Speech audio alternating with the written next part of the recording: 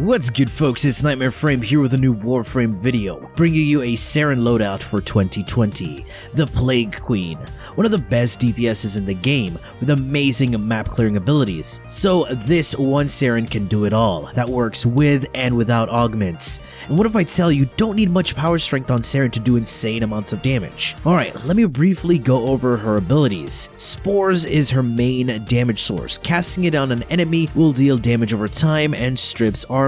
Popping these spores will spread and begin to damage a larger group of enemies, while also stripping their armor. Corrosive procs and this ability used to strip 100% of the armor, but it's now capped at 80%. Power affects the status effect chance, initial damage per second, and damage growth once spread. And how rapidly the spores spread, this won't make a difference. Just don't go below 100% power strength.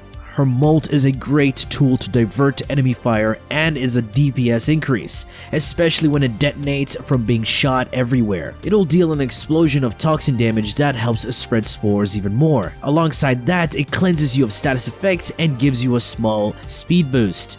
Her third ability goes hand in hand with her first. Normally you would detonate spores by shooting at them, but Toxic Lash will have you pop spores regardless of where you shoot or attack the enemy. It also grants increased toxin damage on your weapons and doubled on melee.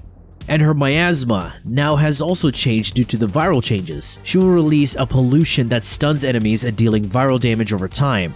Unfortunately, this is one stack of viral. Normally, the more stacks, the more multiplicative health damage the enemies take. And also, enemies affected by spores will take 400% more damage from miasma. So utilize these abilities in unison. I will showcase a non-augment build and others using augments. The first build is my all-rounder, meaning it's used any and everywhere. I do have an aura forma allowing me to switch the aura at will. And running corrosive rejection is still stupid and redundant. No point, as you strip armor with your first ability. And the only time you would run that aura is if you would EIDOLON hunt to Saryn, and yes, it has been done. I personally love swift momentum since I melee with Saryn. Handspring in the Exilus for the 160% knockdown recovery. Spending less time on your butt is a huge DPS increase. It also helps you not die stupidly, providing you with that chance to react. Range at 250% with the use of stretch, auger reach, and a rank 4 overextended. This will give my spores a coverage of 40 meters, my molt 25 meters of aggro and explosion, and miasma a 50 meter effect range. This also keeps my power strength above the 100% threshold. You don't want to go under. Secondly, my duration is also at the 100% mark, not over or under. Saryn has one of the best ability durations in the game, and duration affects all of her abilities. Going under will increase the decay rate of her spores, reduce the uptime of your molt and Toxic Lash, and the damage over time of your miasma. So avoid negative power and duration. To balance out the power, I'm running the 2 Umbral mods, granting me increased health and power when combined. Adaptation for the damage resistance towards status effects, Streamline for the efficiency so the abilities cost less energy. And finally, natural talent. This is a personal preference. I swear, Saryn feels so much different with this mod on. All of her abilities feel way more responsive and faster, keeping you on the move. Energizing Guardian in the Arcanes for the energy and bonus armor.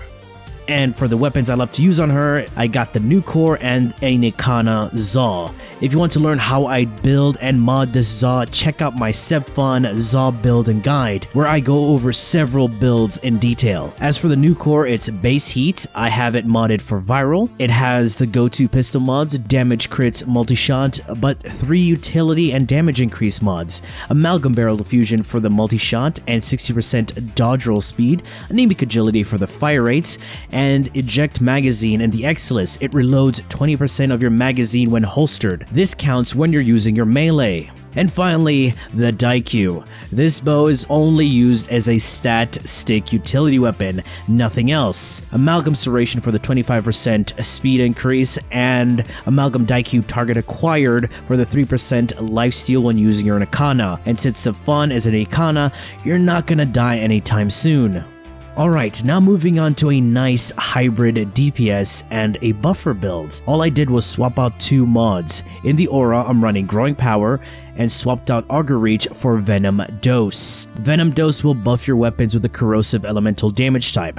This is an additive bonus that's applied to the weapon's base damage, like modding for elements, so your weapons will end up doing corrosive along with their modded elements. I prefer this build when playing with teammates. When using Venom Dose, this is just the elemental damage. The elemental damage type and status effect of the element are two different things. The status effect chance will scale off your weapon's status chance. Alright, so let's move on to a melee Saryn setup. This build will mostly utilize her first three abilities. This build will use the Contagion Cloud Augment. This setup works like the old school melee gas builds. With Toxic Clash active, when killing an enemy, it'll leave a toxin cloud that deals 300 toxin damage that lingers for 12 seconds within a 5-meter radius, which scales from power, range, and duration. And since your melees get increased toxin damage, you can combine this with a primed smite mod. Faction damage mods will allow you to multiply your damage towards certain enemy faction types, so your toxin damage will deal 3 times more damage to that faction. And let's add your spores on top of that. You'll be stripping their armor and dealing multiplicative damage all at once. These enemies do not stand a chance. Taking a look at the build, similar to the previous one, all I did was replace the aura with Swift Momentum, the augment with Contagion Cloud, and a natural talent with Augur Secrets for some more power. With 220% range, my Contagion Cloud has an effect radius of 11 meters, and with 129% power strength, it deals 387 toxin damage. Also replaced Energize with Arcane Strike for the increase in attack speed. And here you have it, guys, the one Saryn that can do it all. Builds that literally trivialize any content. And thank you guys so much for the support towards your Toxic Saryn main. I just hit 50,000 subscribers. That's insane. Never thought I'd make it here. It's a huge milestone, and it's all thanks to you guys. Much love, much appreciated. I cannot thank you guys enough, seriously. Anyway, that has been it from me. I do hope you've enjoyed and learned something from this video, and if you did, feel free to leave a like, share, and subscribe.